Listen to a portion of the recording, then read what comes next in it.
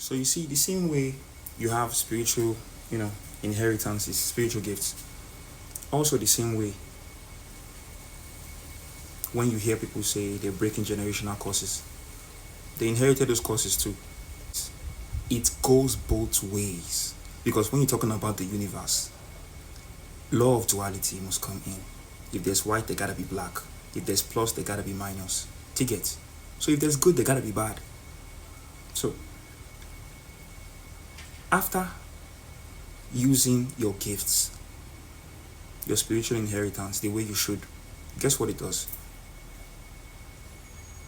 Guess. It breaks the curses that are in those bloodlines. The question you need to ask me is that how did those curses come up in those bloodlines?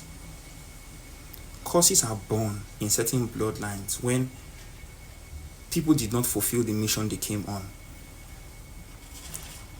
You think life is supposed to be like random. People don't have reasons for being here. People do. There's a reason. They might not know what it is, but it doesn't mean it's without reason. There's nothing on this planet that doesn't have a reason. Everything does. That's why nothing is a coincidence. So the more spiritual you become, the more, conscious you become, and you know that, wow, the universe is a very complex thing. And as complex as it is, it's the simplest thing you can ever imagine. Because the truth is right in front of you. It's in front of your eyes. Whatever you do with the answers you have, it's 100% your decision. But whether you're standing in your power or not, you are not here to joke around. Before we were born on this planet, the families that we came out of, people that were in those families, they were meant to break certain curses. Not all of them did.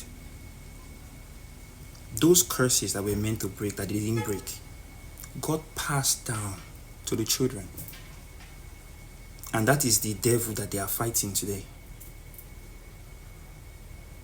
When you embrace your spiritual inheritance, when you start utilizing your gifts for the betterment of yourself and those around you, it breaks the curse. That's the word. It breaks the curse. And then with all those curses broken, that is why after having a spiritual awakening, you're being given freedom. That is the reward for all the work you're putting in. Now that you know the truth, now that you know yourself, now that you know good, you know bad, nobody can bully you, intimidate you, make you feel fear. You are truly fearless now. But it's not just about being fearless. What are you going to do with it? What gifts have you found out? How can you use it to help yourself and those around you? Ticket. Spiritual inheritances. So, this is the reason why it's so important for you to call on the energies of your ancestors. Because you are them and they are you.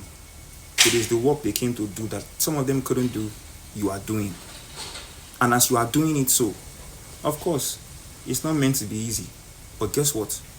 That is why you need to call on them to support you. They're always there for you. The question is, the world has been taught to believe that because you can't see something, that thing doesn't exist. And that was the biggest trick that we got played. And we started looking out of ourselves to solve the problems. And that was what messed the whole thing up. So, in order to fix that mess, in order to break that curse, that wrong doctrine that got into the family bloodline and disoriented the children from what the original assignment was of being in unity with consciousness, with all things living, knowing fully well that the sciences that we inherited from our ancestors are not demonic. They are not demonic. So, by the time we stop looking at people out of us to tell us what exactly we should do, that is when we just start living. And you can only start living when you've broken the curses, because it's the curses that keeps you bound up in chains.